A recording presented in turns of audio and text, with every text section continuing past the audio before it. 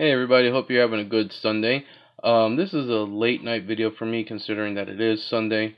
I am recovering from the flu, started on Thursday. I've been home, haven't been able to work. I want to thank everybody who sent me their well wishes. I really appreciate it. But it goes to say, I'm making this video because of this sucker right here. This is the new Solo, a Star Wars story, Millenium Falcon. It is not titled the Kessel Run Falcon. It is just the Millenium Falcon. My wife found it at Walmart today. They started stocking their shelves with it. This was the only one they had, and she thought it'd be great to help me feel a little bit better, and it did lift in my spirits, and I greatly appreciate it. So we're going to go ahead and delve right into this. Now, first, let's make it clear, this is not the version that you will be able to put your 3 1/4 inch figures in. It does not open up at all, other than this part coming out, which I'll show you here in a minute that I've learned from the back. It does have that Force Link 2.0 stuff. I don't know what it is. I didn't bother with it with the Force Awakens or the Last Jedi. Honestly, Star Wars stuff has really not been on my radar much lately. And to be honest, the Solo stuff, the only thing I'm looking forward to is one of the troopers, and I can't even remember its name right now, in the Black series that's coming out. Not the Minbon trooper, the other one. I can't remember what it's called. But anyway, so this wasn't even on my radar, because all I've seen was the version that you can put your action figures in, and I was not impressed at all. Didn't look cool. So yeah, let's go ahead and take a look here. I do gotta say, I do love this artwork up here. I really dig it. Alright, so, on the back, the Millenium Falcon is Lando Calrissian's pride and joy. The sleek Corellian ship has been extensively modified to meet Calrissian's discerning taste. So, very obvious, this is Lando's ship from the get-go in this film. And it's already been modified, so it is not factory fresh like a lot of us thought it was going to be. You know, there's been some speculation on this that this is straight off the factory floor from the Corellian shipyards. Apparently it's not. Lando's already started work on it.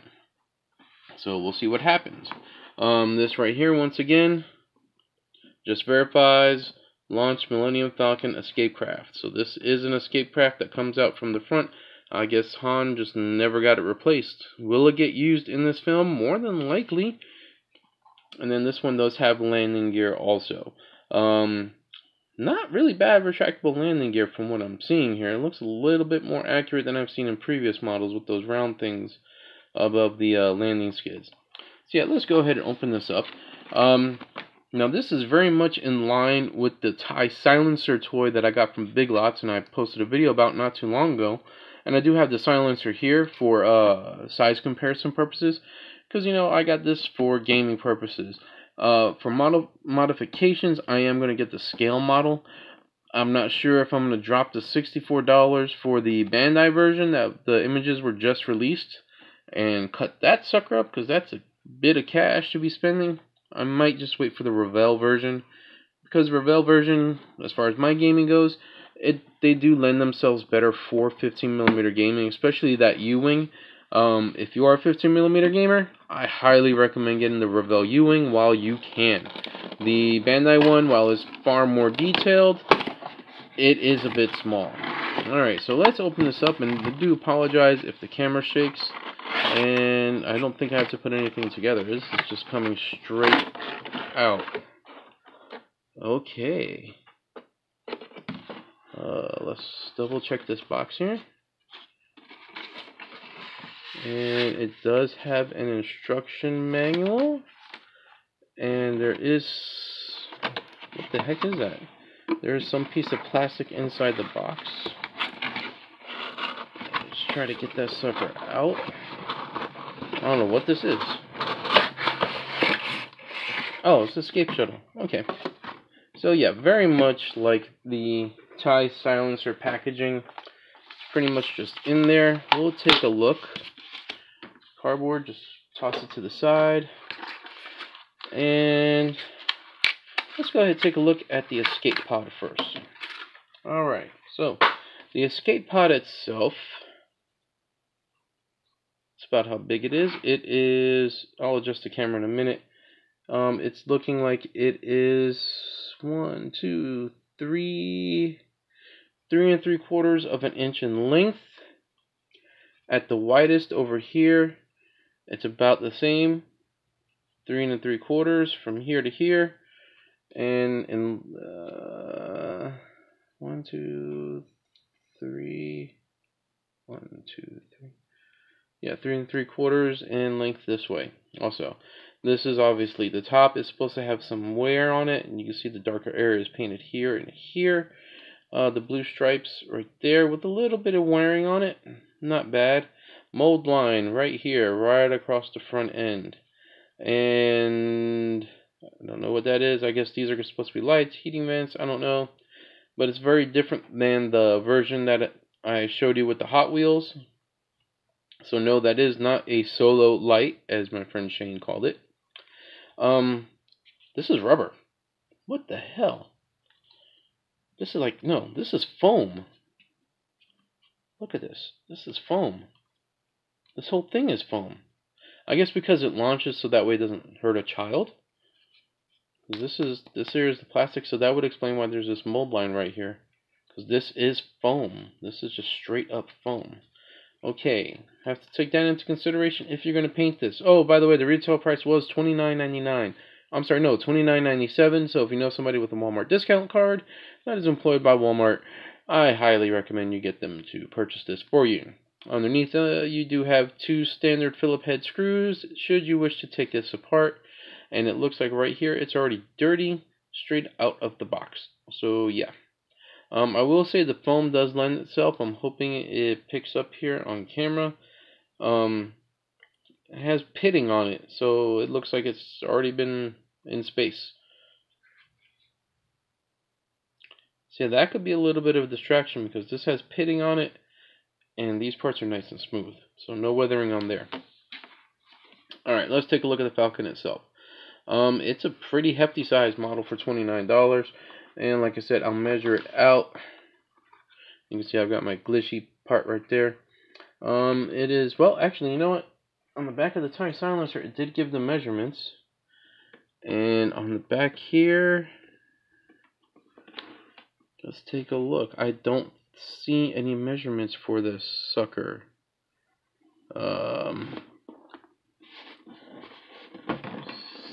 Let's check it out. Let's see. Negative. There are no measurements on here, unlike the tie silencer. The tie silencer did in fact give you measurements. Okay, that's kind of disheartening. But you know, whatever. It is what it is. So anyway, let's just take a look at some details. We'll do the measurements here in a second. So yeah, you got the top cannon, soft rubber. Looks like you might be able to pop it out with a little bit of a force, no pun intended, to paint the window right here. Overall, some pretty decent detail. Is it an exact replica of the movie model? Probably not, but it's pretty damn close. Let's see here, and if you can see on my glitchy, you know, you got the 1, 2, 3, 4, that one open over there. That's all closed up on this version of the Falcon. I don't even see where these holes are supposed to be on here. So maybe those hatches are definitely made way, way, way later in the lifetime of the ship.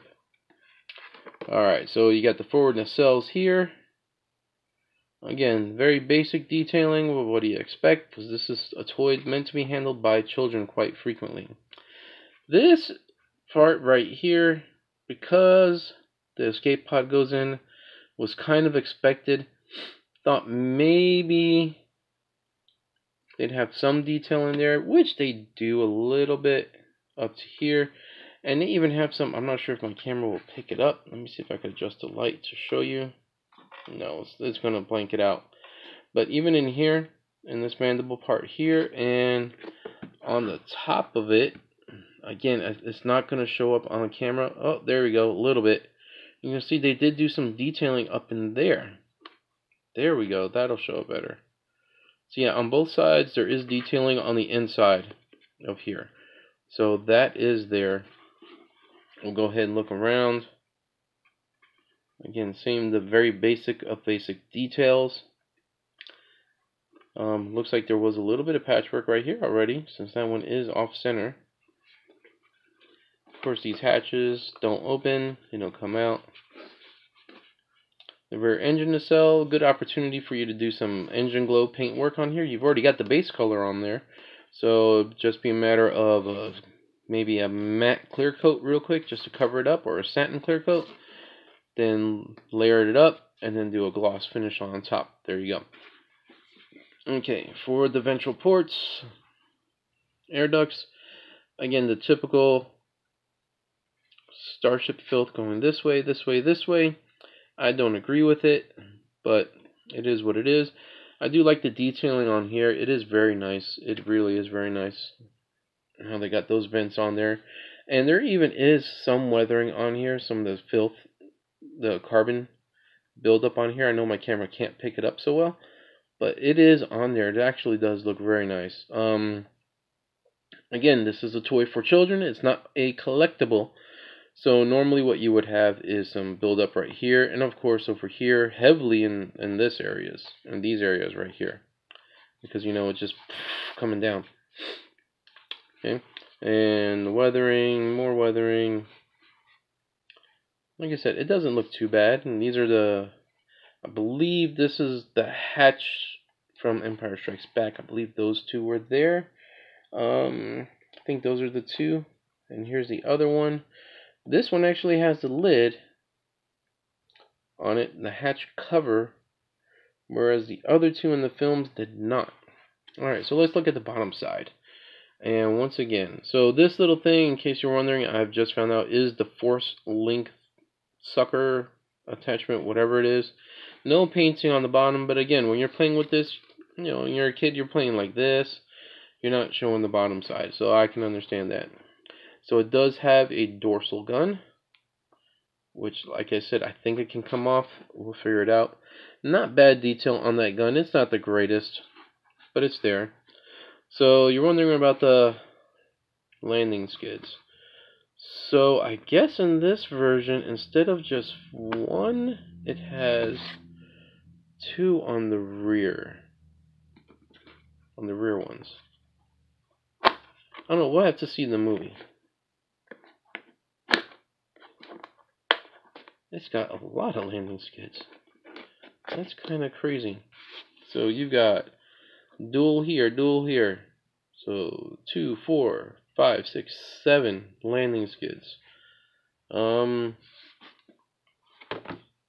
it definitely helps. But let's go ahead and get rid of these two, because I thought it was always just 3 for some reason. And it stands just fine with just the 3. Just to let you know. But yeah, that's interesting. These are followed here on the bottom. Okay. Decent detailing on here. And again, if you want to take it apart, they are standard Phillips head screws. Not much, nothing special on there. I don't think I have my screwdriver here available to go ahead and try it right now. Otherwise I would. And yes, I do actually. Let's see how tight these are real quick. Precision screwdriver, just a standard one. We'll try this one here. Okay, they are not in there too tightly. I was able to break it from the set with ease. Go ahead and screw that back in. So yeah, there shouldn't be too much of a problem to go ahead and get this thing taken apart in order for you to customize your paint job with it. And so let's go ahead and, oh yeah, that's where it is. It's not as flat on here as I thought it was going to be, but it's on there. Okay. Let's go ahead and put in the escape pod. I don't know where it launches from or how to launch it. So when it goes in, that's what you're looking at. Trying to find some place to shoot it. Nope, it's not from there. That's what you're looking at. So if you're going to keep it in there, you're going to definitely have to do some gap filling, because there is obvious gaps here, here. Not so much there. It's a little bit more forgiving. From the front, you can definitely tell. I'm not sure if my camera is picking it up, but I believe it is. It's a little offset. It should be up a little bit more like that. But if you do that, then you got a gap fill over here. And of course, this is foam. I'm looking at it from the front. Yeah, you could definitely tell. You see right here where it's offset, big time. I do have it in all the way. So, yeah, that is definitely offset. Underneath, you can also tell. Let me put it at an angle so that you can see. Yeah, you can see right here and right here, it is quite a bit offset. So let's go ahead and adjust this camera so we can get some measurements, adjust the lighting. Please excuse the shakiness for a moment. That ought to work. And let's take a look at the instruction manual. Maybe I am missing something. We're force link 2 to begin. What does it do? Pick up vehicle to activate sound effects. Move vehicle with flying sounds. Tap force link speaker for battle sounds. Oh, that might be cool. Oh, okay. Press to launch over here. Put it in. Fold out landing gear. Press it right there. Okay. So it says it's on this side. I see now. And let's see what kind of force we're looking at. Oh yeah, it works. Doesn't launch too far, too powerful, but it works.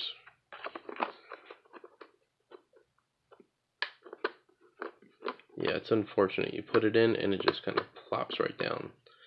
So yeah, it'll be up to you if you want to use this like this with the escape pod put in, or if you want to just try it with an original look. But you will have to modify this right here to remove it, as well as do some gap filling. Which again, $29 toy. Just keep that in mind, $29 toy. Alright, so let's go ahead and get some measurements here. So starting from this line, we are looking at approximately 1, 2, 3, 4, 5, 6, 7, 8, 9, 10 inches across. And I know it's a little bit off camera. Let's put it right here. So I got it straight up against this line right here. So 1, 2, 3, 4, 5, 6, 7, 8, 9, 10, 11, 12, 13, approximately 14 inches in length. So 10 inches wide, 14 inches in length. Not bad. It's not a bad ship. So now you're wondering, how does it compare to the Revell Falcon? Well, I haven't assembled mine because I keep debating whether or not I'm going to do it. But for gaming purposes, here's your Revell Falcon. That's a hell of a difference. So yeah, 15mm gaming, don't use the Revell Falcon. I've said it before, I'll say it again. Don't use the Revell Falcon. It is far too small. It's better suited for 6mm or even 2mm. And yes, 2mm is a thing, because I have people asking me to join their groups for 2mm gaming, and I just can't do it because it's too small. I'm going blind as it is, thanks to diabetes.